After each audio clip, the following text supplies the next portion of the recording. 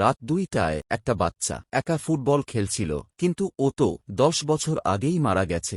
রাত 2টা, রাজীব হাতে টর্চ নিয়ে হাঁটছিল হালকা অন্ধকার রাস্তায়। হঠাৎ দেখে একটা ছোট ছেলে, বয়স 7 আগস্ট, একা ফুটবল খেলছে।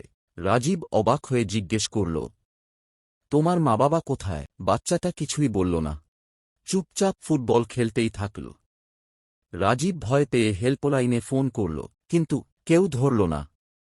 তখন বাচ্চাটি সামনে এগিয়ে এসে এক টুকরো কাগজ দিল। তাতে লেখা ছিল একটা মোবাইল নম্বর। রাজীব নম্বরটিতে কল করতেই একজন মেয়ে ফোন ধরল। এই নম্বরে আর কখনো কল করবেন না বলে ফোন কেটে দিল।